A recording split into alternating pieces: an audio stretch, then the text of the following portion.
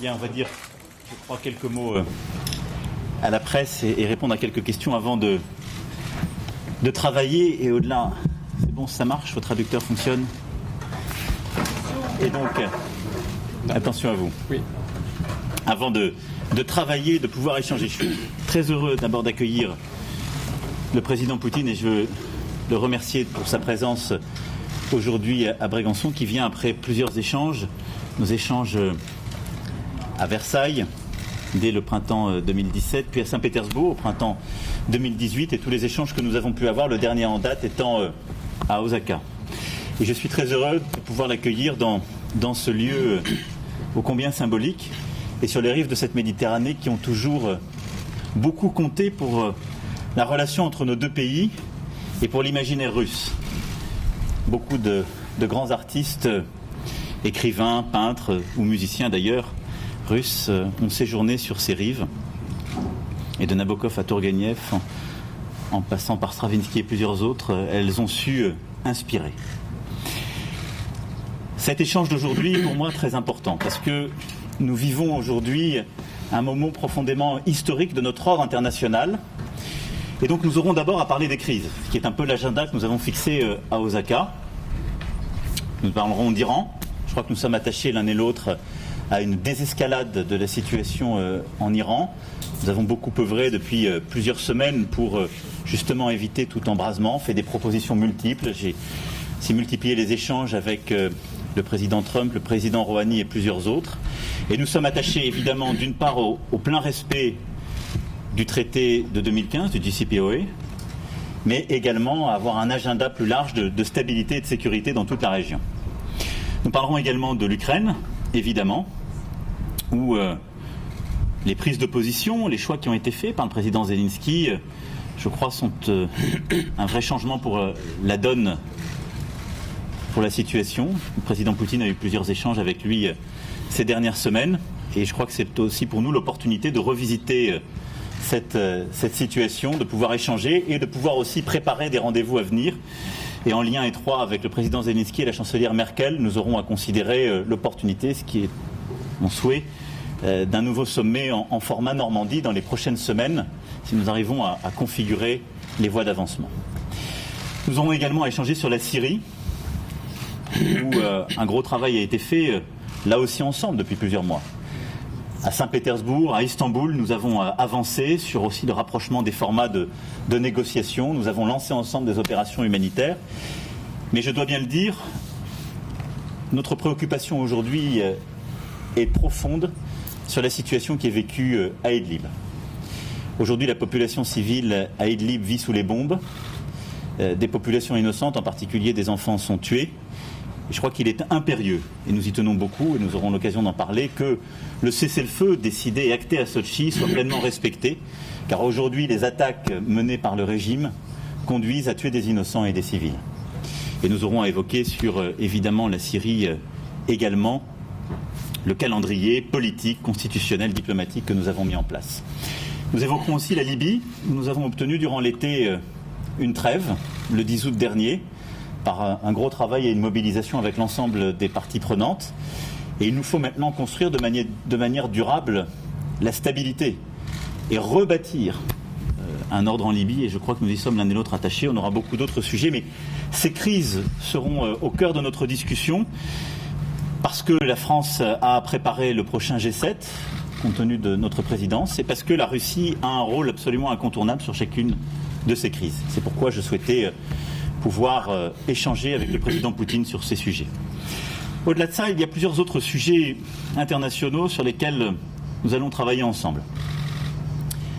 Le sujet, évidemment, des armements et de notre sécurité collective après les décisions importantes qui ont été prises début août sur le traité d'IFNI et avant des échéances qui sont à venir dans les années à venir devant nous. Et je souhaite que nous puissions avoir là aussi des échanges extrêmement directs et détaillés. Je souhaite également que nous puissions échanger sur le climat.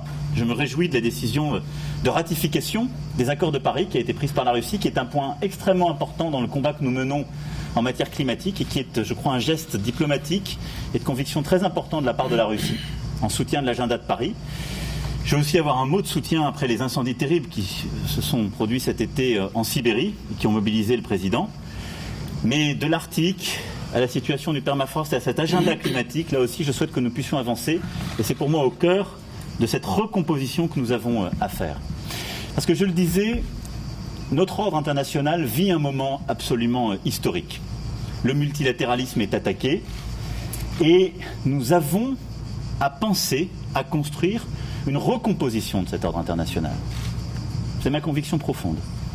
C'est-à-dire à réinventer de nouvelles formes de relations et d'actions utiles. Ce sera au cœur des discussions du G7, au cœur de notre discussion aujourd'hui. Et dans ce cadre, la relation de la France et de la Russie et de l'Union européenne est absolument déterminante. Je l'ai dit à plusieurs reprises. Je sais tout ce qui a pu nous séparer, les malentendus des dernières décennies. Je sais aussi les débats qu'il y a sur la relation avec l'Occident. Je sais une autre chose, c'est que la Russie est européenne, très profondément. Et nous croyons dans cette Europe qui va de Lisbonne à Vladivostok. Un grand auteur russe, Dostoïevski, dans l'adolescent, disait, et je le cite imparfaitement et donc de mémoire, que le russe avait cela de particulier par rapport à l'allemand, au français ou autre, c'est qu'il était le plus russe quand il était le plus européen. Et en quelque sorte, son nationalisme était toujours plus grand que lui-même et devait embrasser le fait européen. Et je crois très profondément à cela. C'est pourquoi, dans cette recomposition qui est la nôtre, ce à quoi je crois, c'est que nous avons à réinventer une architecture de sécurité et de confiance entre l'Union européenne et la Russie. Et la France y a un rôle, elle y jouera tout son rôle, qui est de définir les nouvelles menaces telles que nous les voyons et les partageons, qu'elles soient d'ailleurs dans les armements, le nucléaire, le cyber, de définir un agenda commun et de réussir à construire des méthodes d'action de désescalade et de sécurité commune, compte tenu de notre voisinage. Ce que je crois aussi, c'est que parce qu'elle est européenne, la Russie a toute sa place dans l'Europe des valeurs à laquelle nous croyons. C'est pourquoi la France, et je l'assume, s'est embattue pour qu'on trouve une solution utile, pertinente, au sein du Conseil de l'Europe. Et c'est sous la présidence française du Conseil des ministres du Conseil de l'Europe que nous avons trouvé une solution qui permet à la Russie de retrouver sa place.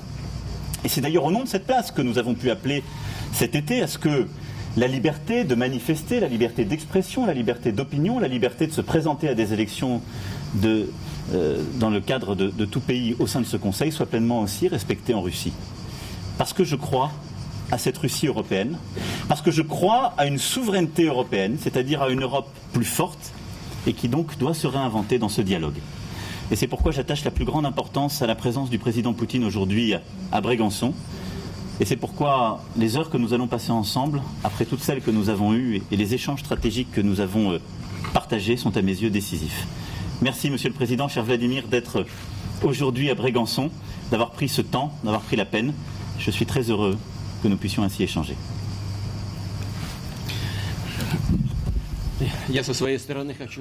De ma part, je voudrais remercier le président de la République française pour cette invitation à cette résidence en très bel endroit à vol d'oiseau. À partir des hélicoptères, nous avons pu admirer en fait la beauté de ce petit coin de la France. Monsieur Macron a eu la gentillesse de mettre dans l'ombre l'ensemble de notre délégation, tandis que toute la délégation française est au soleil. Donc je vais essayer d'être très bref. Mais certaines choses, je vais quand même les répéter. Bien sûr, nous allons accorder une attention digne, nécessaire, tout le temps qui en revient pour parler de notre agenda bilatéral. À cet égard, je tiens à noter que grâce à l'initiative du président français, en outre des axes traditionnels de notre coopération, nous avons aussi le dialogue des sociétés civiles qui se développe très activement. Pour ce qui est de nos contacts économiques et commerciaux, ces derniers temps, ils affichent une croissance tout aussi bien que le volume de nos échanges, malgré le fait que sur les 6 derniers mois, il y a une petite baisse. Mais il arrive quand même à son équilibre, ce qui est une chose plutôt positive. Le volume total des investissements des sociétés russes dans l'économie française s'élève à 3 milliards de dollars et les investissements français s'élèvent à 17 milliards de dollars. Près de 500 entreprises françaises travaillent activement sur le marché russe et j'ai toujours le plaisir de rencontrer les entrepreneurs, les businessmen français. Nous le faisons de façon régulière. Il y a quelques mois, il y a eu une rencontre de ce genre à Moscou. En ce qui concerne l'agenda international, je crois, j'espère que nous pourrons évoquer les questions de la sécurité internationale. Monsieur le Président a évoqué plusieurs problèmes qui existent dans ce domaine. Ce n'est pas la Russie qui s'est retirée de manière unilatérale du traité FNI. Ce ne sont pas nous qui se sont retirés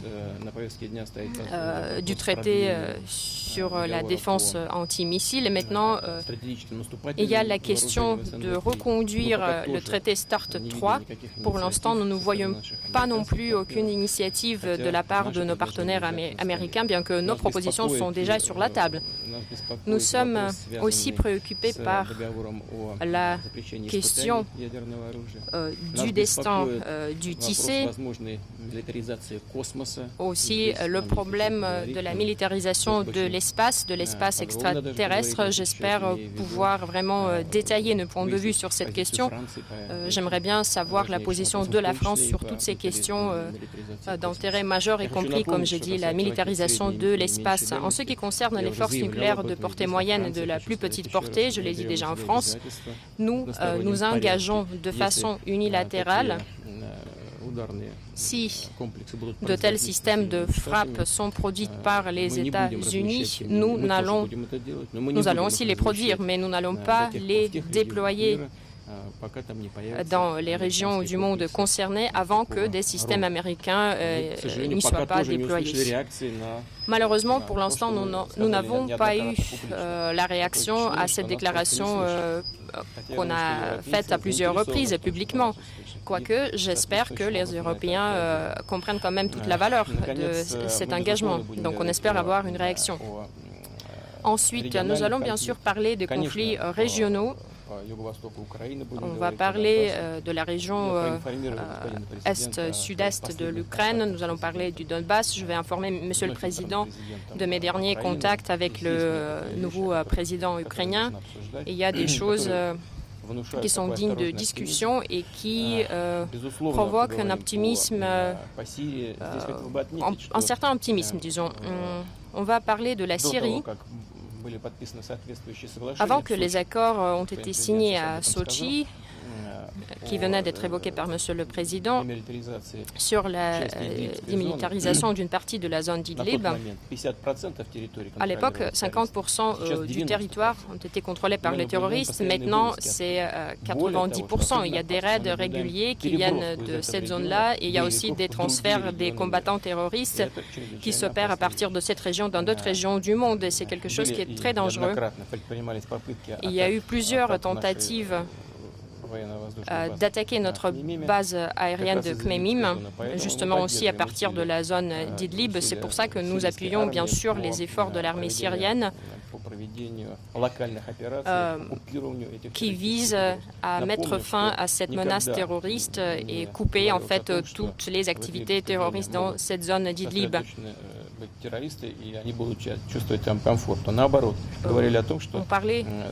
On disait toujours que le travail contre les terroristes dans cette zone sera poursuivi jusqu'à sa fin. Un autre sujet, un autre dossier très important, c'est la Libye. Il faut faire tout pour arriver à la paix, à la réconciliation des parties en conflit. J'aimerais là-dessus aussi savoir la position de la République française, du président français, pour coordonner mieux nos efforts. Nous sommes reconnaissants à la France pour sa position sur le Conseil de l'Europe, pour cette volonté de faire revenir la délégation russe. Je suis convaincu que cela permettra à bâtir des relations pertinentes, les relations de confiance sur le continent européen. Et j'espère avoir l'appui de la France aussi dans le même esprit pour construire le travail avec l'Union européenne. Ce n'est pas la liste exhaustive des sujets qui seront abordés lors de nos entretiens d'aujourd'hui. Nous allons également parler de notre coopération humanitaire. Emmanuel Macron vient de le dire, effectivement, la Russie et la France sont liées par des contacts très étroits dans le domaine humanitaire. Il y a des choses à discuter. L'année prochaine, nous pensons organiser toute une série d'événements culturels dans le cadre des saisons russes. Il s'agit de 270 événements qui se dérouleront presque dans toutes les grandes villes, dans tous les départements français. J'espère que ça sera intéressant et utile pour les spectateurs français, mais aussi pour les interprètes, pour les artistes russes.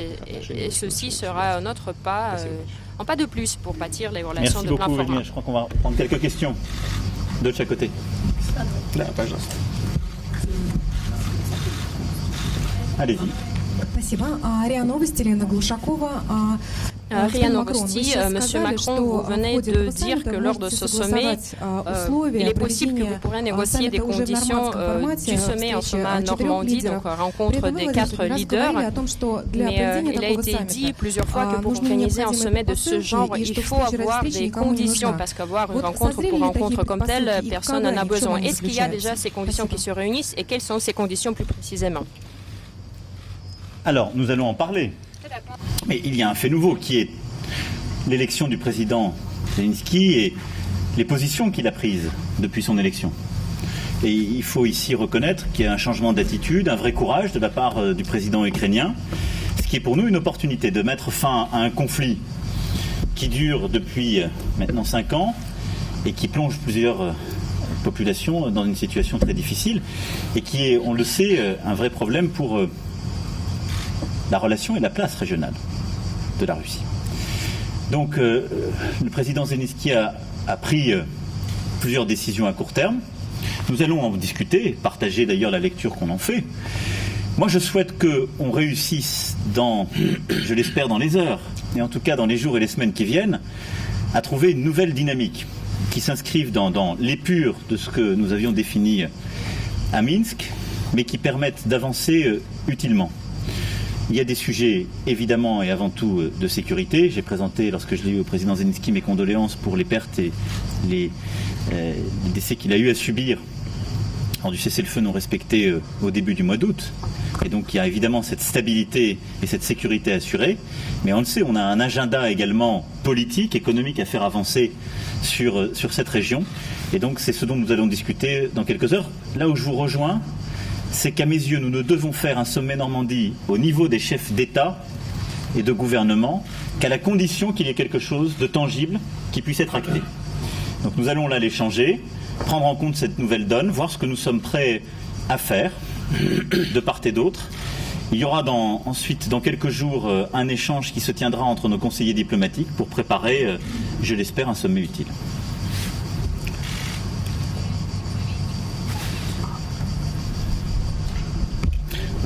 Что касается нормандского формата, я действительно считал и сейчас считаю, что, конечно, любая встреча, в том числе и встреча в нормандском формате, должна приводить к конкретным результатам. И, на мой взгляд, нужно добиваться того, о чем мы договаривались раньше.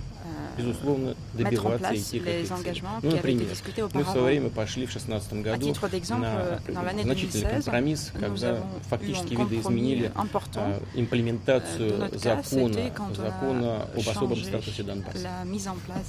Тогда бывший президент Порошенко настаивал на том, чтобы это было изменено, и тогда нынешний президент, тогда министр иностранных дел Федеративной Республики Германия, господин Штайнмайер, сделал компромиссное предложение. Мы с этим согласились. Мы пошли на этот компромисс, чтобы закон о особом статусе Донбасса был имплементирован на временной основе в день голосования, а на постоянной основе после подведения итогов и подтверждения temporaire le jour des élections et le statut permanent après que les structures de l'OSCE valident les élections. Ce compromis étant adopté, il est toujours mis en place, il faut alors faire quelque chose pour quand même que ça devienne la réalité. La même chose, ce recours à l'amnistie. Et en fait, je crois qu'on va en parler aujourd'hui. Sans doute alternative нормандскому формату не существует. Il n'y a pas d'alternative à ce format dit Normandie et sans doute on va travailler dans ce format et le soutenir. Bonjour, Laurence Benamou, Agence France Presse. J'ai une question pour chacun d'entre vous. Monsieur le Président Poutine, considérez-vous la France comme un allié plus solide qu'auparavant, plus solide par exemple que lors du dernier quinquennat? Et qu'attendez-vous de ce rapprochement avec la France, de ce rapprochement avec M. Macron? Et j'ajoute, ne plus être au G7, finalement, est-ce que cela vous manque? Est-ce que vous y tenez? Et Monsieur le Président Macron, depuis votre arrivée au pouvoir, vous avez renforcé la relation avec la Russie, alors même pourtant que le président Poutine se pose plus que jamais en adversaire, en concurrent des démocraties libérales qui jugent dépassées. Il soutient toujours autant les séparatistes pro-russes dans le Donbass où le conflit s'enlise. L'aviation russe, alliée de Damas, bombarde la région d'Idleb en Syrie, là justement où la France souhaite que le conflit cesse. Et Moscou ne semble guère peser sur l'Iran pour qu'il respecte ses obligations du JCPOA. Alors quels avantages la France et l'Europe ont-ils retirés de votre position? Merci. Что касается значения Франции для России. Франция исторически один из наших ключевых партнеров в Европе. Вместе с Францией мы вышли победителями в борьбе против нацизма во Второй мировой войне. И я благодарен президенту, что он принял наше приглашение приехать на следующий год, 9 мая, на торжественное мероприятие. Но, безусловно, отношения с Францией имеют более глубокие исторические корни. Франция постоянный член Совета безопасности, ядерная держава, и принимает существенную, играет существенную роль в принятии решений в сфере международной безопасности. Я полагаю, что и взаимоотношения России с Евросоюзом также в значительной степени, конечно, мы понимаем, знаем процедуру принятия решения в Евросоюзе, но поддержка Франции по ряду вопросов, в том числе, скажем, упомянутому мною вопросу, связанному с возвращением России в Совет Европы, позиция Франции сыграла существенную, если не ключевую роль. Так что дополнительных, мне кажется, комментариев и доказательств того, что мы относимся к сотрудничеству с Францией самым серьезным образом, не следует приводить. Я уже не говорю об экономической составляющей. Я упомянул, хочу повторить еще раз, 500 компаний из Франции работает на российском рынке. И уверяю вас, что это в значительной степени обеспечивает большое количество рабочих мест в самой Франции, потому что французские предприниматели поставляют большое количество товаров на российский рынок. Мы поддерживаем деловую активность во Франции. Могли бы сделать еще больше в этом направлении, если нормализация отношений между Россией и Евросоюзом будет полной.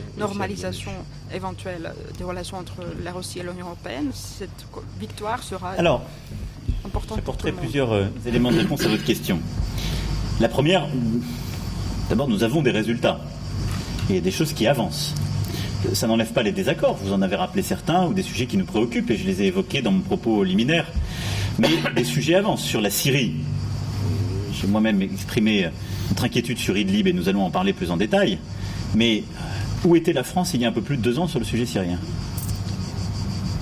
Nous avons constitué le small group, réussi à mettre en place des forums de discussion, et je crois pouvoir peser, y compris sur le plan humanitaire, beaucoup plus qu'on ne le faisait. Sur l'Ukraine, nous connaissons les désaccords, ils sont nés en 2014 de la situation, mais là aussi, c'est par la discussion qu'on arrive à les résorber. Sur le plan économique, le président Poutine a rappelé les termes de notre relation, et je crois très profondément que les choses avancent. On a des grands projets dans différents domaines qui continuent d'avancer, qui font de la France un grand partenaire reconnu et apprécié réciproquement. Et donc il y a beaucoup de sujets, qu'ils soient politiques, économiques, qui avancent parce que nous investissons dans la relation. Ça ne veut pas dire que cela règle tout. Alors ensuite, le deuxième élément, ce serait de vous demander que se passerait-il si on faisait différemment ? C'est toujours la question qu'on doit se poser quand on fait de la géopolitique. Si on décidait, on n'est pas d'accord aujourd'hui sur des tas de sujets, et donc on va se tourner le dos, faire l'un sans l'autre. Est-ce que ce serait notre intérêt à nous ? Mais je crois très profondément que non. Et je suis convaincu que notre intérêt à nous, c'est, même lorsqu'on a des désaccords, de pouvoir essayer de se ramener à des positions communes, essayer de tout faire pour, comme je l'ai plusieurs fois dit, réarrimer dans le cadre de cette recomposition la Russie à l'Europe. Parce que je crois profondément que c'est son histoire, son destin et notre intérêt. Si nous avions laissé les choses se dégrader au niveau du Conseil de l'Europe, quelle est la conséquence concrète ? Je pense que pour la Russie, c'était de lui dire « on vous claque la porte », mais pour tous les ressortissants russes qui peuvent aujourd'hui aller devant la Cour européenne des droits de l'homme pour défendre leurs droits, c'était fini. Les gens n'en parlent jamais de ça. Si on avait dit « vous n'avez plus votre place au sein du Conseil de l'Europe », ceux qui croient dans ces valeurs européennes auraient décidé, de fait, de moins bien protéger, pour ces valeurs, les ressortissants russes. Et donc, tous ceux qui disent « ça ne sert à rien, tout ça n'a pas d'impact », ils estiment le fait que si nous laissons les choses aller dans cette direction, de fait, nous décidons de pousser cette grande puissance qu'est la Russie, soit dans l'isolement, soit dans un dialogue privilégié qui se jouerait alors avec la Chine, soit dans une nouvelle géopolitique qui ne serait pas notre intérêt, qui le serait encore moins. Et nous sommes deux membres permanents du Conseil de sécurité, deux puissances dotées. Nous devons nous mettre d'accord sur les crises. En tout cas, nous devons au maximum nous mettre d'accord, mais nous devons nous parler, converger. Et à cet égard, vous avez rappelé ce que le président Poutine avait dit, je crois, lors d'une interview il y a quelques mois, sur les démocraties libérales. Il lui appartient de détailler sa pensée. Je pense que derrière le mot libéral, on met des réalités qui ne sont parfois pas les mêmes. Moi, je crois que la Russie a une histoire avec ce que nous, on appelle le libéralisme politique. Le libéralisme politique, c'est l'Europe des Lumières. C'est de dire, je crois dans l'individu libre et rationnel. La Russie y croit. Ou alors, je connais mal mon histoire et j'aurais oublié les liens si particuliers que la grande Catherine avait eus avec tant de nos philosophes et qui ensuite ont émaillé le temps. Et je rappelais tout à l'heure l'importance de Dostoïevski, je pourrais reparler de Solzhenitsyn et de toutes ces grandes consciences qui ont fait de la Russie une grande puissance des Lumières. Donc la Russie, elle est dans ce qu'on appelle le libéralisme politique. Elle a un rapport au libéralisme économique. Je crois que c'est plutôt sur le sujet, si je puis dire, des mœurs ou des évolutions de la société qu'il peut y avoir des désaccords et un conservatisme, des degrés de conservatisme qui ne sont pas les mêmes. Mais je voudrais que, en tout cas, on remette la bonne grammaire quand on parle de ces notions. Et puis enfin, je crois au temps long. À l'échelle de nos nations, 2 ans, c'est peu de choses. Et j'ai cette humilité. Et j'assume d'avoir porté une inflexion et aujourd'hui d'en apporter une nouvelle. En assumant de dire que je veux que nous concevions ensemble une nouvelle architecture de sécurité et de confiance pour notre Europe. En assumant le fait que nous devons avoir un nouvel agenda climatique ensemble.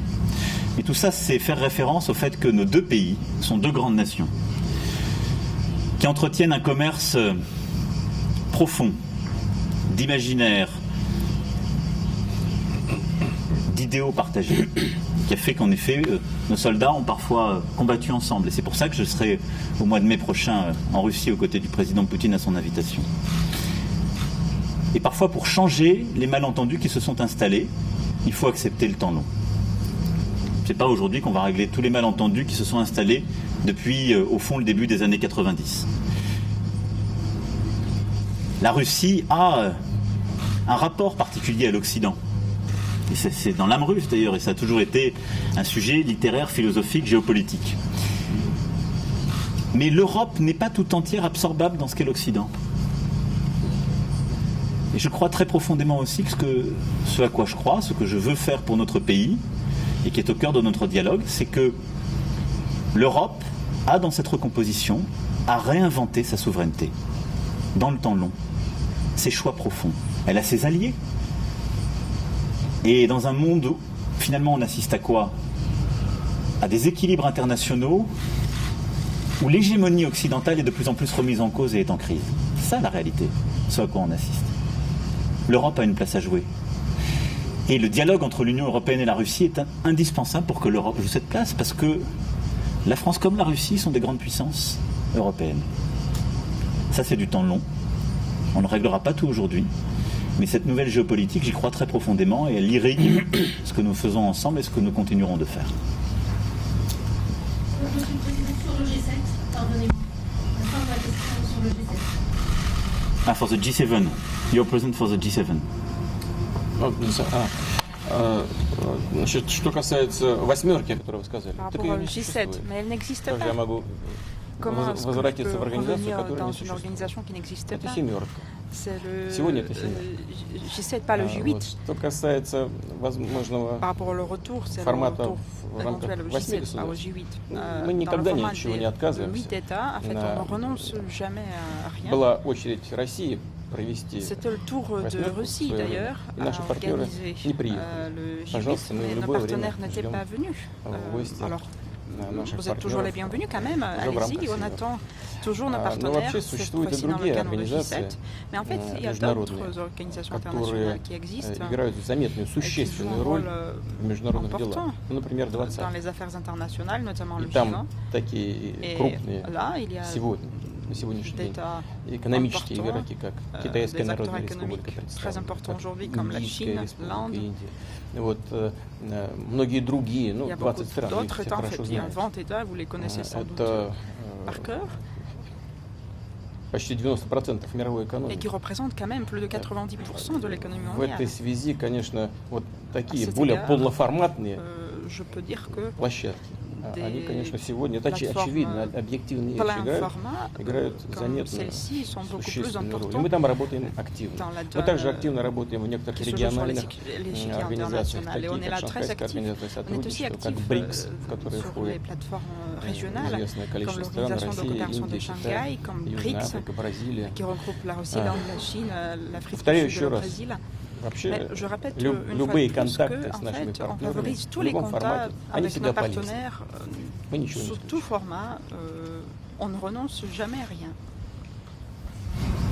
Да, кстати говоря, по поводу Et d'ailleurs, вот той темы, о которой par rapport à ce sujet que господин президент упомянул, Monsieur le это Président a совместная mentionné, работа в области c'est le борьбы с travail изменениями qu'on mène en commun dans le климата. cadre de l'agenda Но это climatique, существенная c'est вещь. quand même une Ведь chose très importante. Россия с самых первых En fait, шагов la Russie, depuis присоединилась к Le vrai début инициативам de президента l'exploitation Франции. de ce sujet, c'est Et adhérer à поддержала l'initiative Парижское du соглашение président по климату. français et И мы взяли на себя очень серьезные обязательства. l'accord В climatique ближайшие несколько лет parisien выйти et a на pris des engagements qui sont très 75%, importants на et qui sont d'ailleurs les nôtres 70% maintenant, c'est-à-dire 75% от выбросов 90-го года, а потом 75% к 30-му году. Это серьезные обязательства. Это потребует существенной реконструкции вообще всей российской экономики. Мы приняли внутригосударственные программы на этот счет, выделили колоссальный ресурс. И это тоже очень серьезный вопрос для нас. Господин президент упоминал уже события, скажем, в Сибири. Я говорил об этом еще, когда мы в Осаке расставали. Ну, сейчас вот просто рекордные изменения температуры в Арктике наблюдаются. Никогда такого не было. Это очень серьезный вопрос. Здесь мы должны согласовывать наши усилия. Без согласования усилий. Без согласования усилий. Мы это прекрасно все тоже знаем.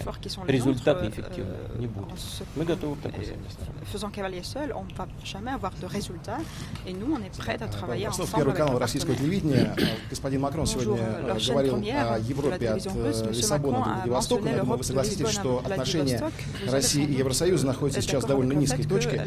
И как вот этот вопрос с обоим лидером вы оцениваете перспективы того, что со сменой состава Еврокомиссии все-таки отношения России и Евросоюза выйдут из такого замороженного состояния? Насколько Франция заинтересована в том, чтобы Россия не только вернулась в парламентскую ассамблею Совета Европы, но и улучшились отношения России и ЕС в целом. Ну а что касается семерки, то все-таки будете ли вы сегодня обсуждать гипотетическое превращение семерки обратно в восьмерку? De ce changement qui va faire de J7 le J8, quel est l'avenir de l'ensemble de nos relations? Что касается перспектив, связанных вот с созданием общей Европы от Лиссабона до Владивостока, то это ведь не наша идея. Еще генерал де Голль высказал эту мысль по существу, когда сказал о Европе от Лиссабона до Урала. Но Россия простирается до Тихого океана, это все пространство европейской культуры. Вот это важно понимать. Но дело не в этом. Дело не в том, что сегодня это кажется невозможным. То, что сегодня кажется невозможным, завтра может стать неизбежным. Мы исходим из этого. И я думаю, что если мы будем об этом думать, будем ставить перед собой такие цели, а они, безусловно, в стратегическом смысле, очень важно и для Европы, если она хочет сохраниться как центр цивилизации, и для России. И если мы будем вместе над этим работать, то рано или поздно когда-нибудь мы подойдем к решению проблемы. В той или другой форме. Это не важно. Важно выбрать с размерно с условиями сегодняшнего дня двигаться в правильном направлении. Что касается семерки, восьмерки, я уже сказал. Мы не ставим для себя это как самоцель. Мы не отказываемся от контакта. Par rapport à votre question, les relations ont une réalité malgré le contexte des sanctions, et ça a été rappelé par le président Poutine lui-même, puisqu'il y a des échanges dans beaucoup de domaines, et que nous les avons d'ailleurs renforcés sur le plan économique comme culturel. Néanmoins, en effet, aujourd'hui, la relation entre la Russie et l'Union européenne, elle a un irritant, si je puis dire, une situation de conflit, de désaccord qui est l'Ukraine, depuis 2014, et qui est un problème que nous devons régler, et qui est aussi la clé du passage du format G8 en format G7. Nous en connaissons tous la cause. Et c'est pourquoi il nous faut maintenir notre pression et notre énergie commune pour régler ce sujet.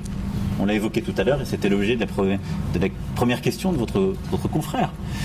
Et je crois que c'est l'intérêt de tous de trouver une issue. Maintenant, le dialogue qui est le nôtre, et ce que nous sommes en train de faire, montre que sans rien renoncer ou effacer des désaccords, on peut essayer de composer des choses nouvelles.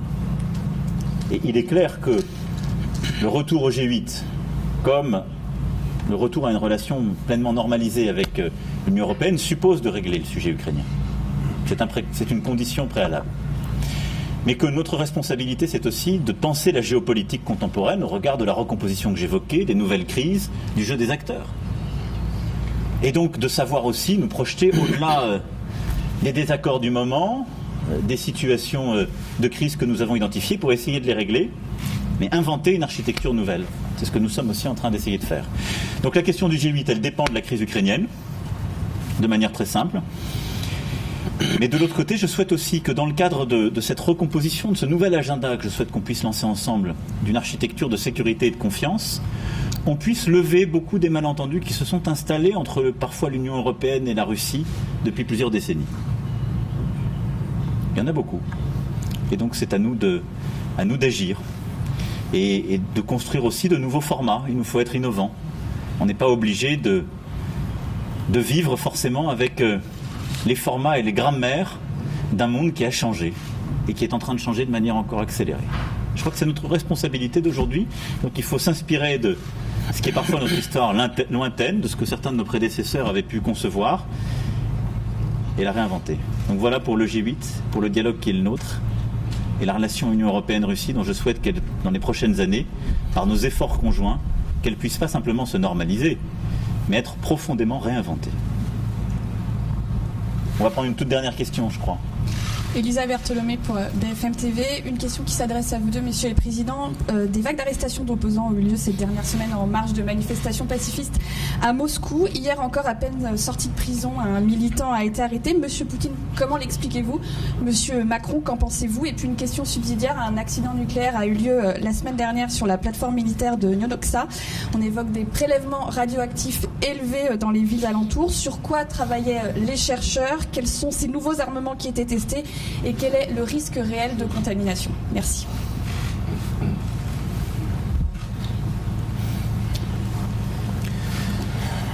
Надо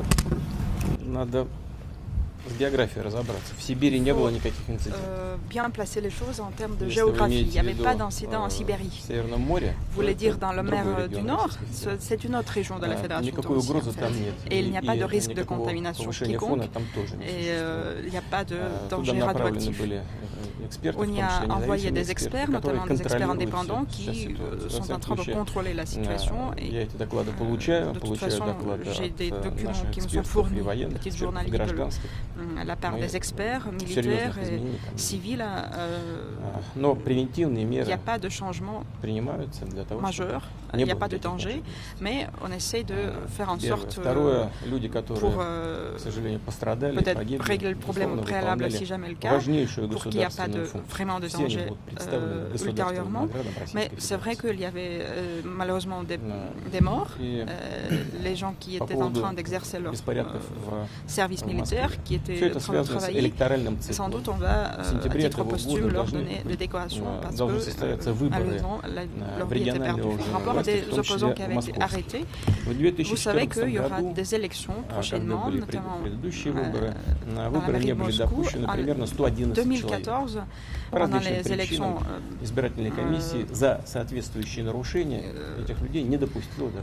de 2014, il y avait 114 personnes qui n'avaient pas été acceptées par la commission électorale. Cette fois, il y a 57 personnes qui ne sont pas acceptées parce qu'ils ont commis des violations évidentes pendant cette campagne électorale. Ils ont falsifié des signatures, d'après les experts toujours, de la commission électorale. Il y a des opportunités tout à fait légales de remédier à cette situation, de se présenter devant la Cour, de saisir la Cour. Et il y a même des précédents quand les candidats auxquels on a refusé l'opportunité de se présenter pendant les élections, par le décret de la Cour, avaient été adoptés, avaient été acceptés et ont participé à des élections. Alors c'est toujours possible pour les personnes qui organisent des manifestations. Par rapport à des manifs d'ailleurs, en conformité avec la loi, on a toujours le droit à sortir dans les rues de manière paisible et les autorités doivent organiser, assister à l'organisation de ces manifestations. Mais personne, ni les autorités, ni les manifestations n'ont pas le droit de violer cette manière pacifique, de commencer des rites, de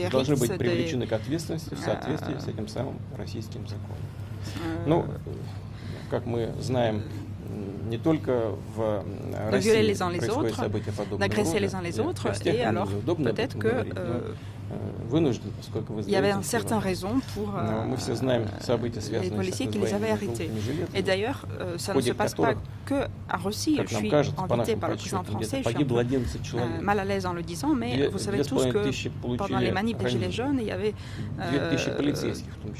plusieurs dizaines de personnes qui avaient été blessées. Il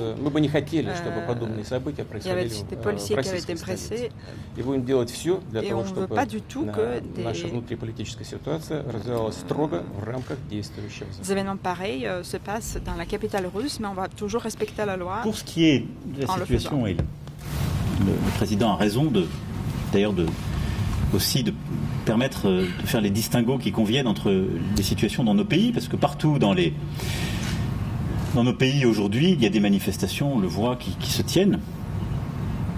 Ce qui est important, c'est que quand on a contracté souverainement les traités, on les respecte. Et nous avons d'ailleurs, la Russie comme la France, contracté des accords internationaux qui font que nous avons ensemble décidé, avec beaucoup d'autres, que la liberté d'expression, d'opinion, de manifestation, de se présenter librement à des élections, soit respectée dans nos démocraties. Et donc c'est pour ça que la France s'est exprimée cet été pour qu'il en soit ainsi, y compris sur la situation à Moscou, parce que beaucoup se sont inquiétés et continuent de s'inquiéter sur leur emprisonnement, leur capacité de participer à des élections de manière libre et la nature des blocages qui sont faits. Le président disait qu'il y a eu des manifestations en France qui ont donné lieu à des violences. D'ailleurs, certains manifestants ont eux-mêmes parfois été blessés gravement. Des policiers ont été blessés gravement. Et évidemment, je suis cela de très près et j'en suis préoccupé. Néanmoins, la France a toujours respecté non seulement sa constitution, ses droits, et ceux du Conseil de l'Europe. Et tous les ressortissants français, d'ailleurs, peuvent faire appel devant cette Cour européenne des droits de l'homme et leurs droits seront ainsi défendus. La liberté de manifestation a été protégée. Lorsque certains attentaient à l'ordre public, il faut protéger l'ordre public, c'est le corrélat de la liberté de manifester. Et en France, je le dis aussi ici clairement, c'est pour ça que comparaison ne vaut pas raison, ceux qui ont manifesté se sont présentés librement aux élections. Ce qu'on appelle les Gilets jaunes, ils ont été librement aux élections européennes, puis ils iront aux élections municipales, et c'est très bien comme ça. Et je souhaite qu'ils s'expriment librement aux élections, parce que ça réduit la conflictualité. Parce qu'on est un pays où les gens peuvent s'exprimer librement, manifester librement, aller aux opinions librement. Simplement, on ne peut pas accepter qu'ils cassent et qu'ils troublent l'ordre public, parce que ça empêche les autres d'avoir leur propre liberté. C'est la différence entre la liberté qui suppose l'ordre public, protégé constitutionnellement, protégé par la Cour européenne des droits de l'homme, et le non-respect de liberté lorsque des gens ont cette liberté réduite. Voilà. Mais il faut toujours distinguer les cas. Mais en tant que membre du Conseil de l'Europe, la seule expression que nous avons eue cet été, que j'ai rappelée dans mon propos liminaire, c'était ça. Veiller, mais on l'a dit l'un et l'autre, et on va en parler, à ce que les gens puissent, dans le respect de l'ordre public, manifester, exprimer leur opinion et participer à des élections. Très bien. Je voudrais rajouter quelque chose, c'est bien ce que nous faisons. 2 fois, en juillet et en août dernier, il y a eu des événements, des manifestations de masse. Des personnes qui voulaient exprimer de cette manière leur protestation. Ces manifestations ont été déclarées à l'avance et sanctionnées donc autorisées par le pouvoir et se sont déroulées de manière tout à fait normale. Et c'est de cette manière que je voudrais que ce genre de manifestation se passe dans l'avenir chez nous et dans d'autres pays sans excès, sans violation de la loi existante. Très bien, merci beaucoup. On va travailler maintenant.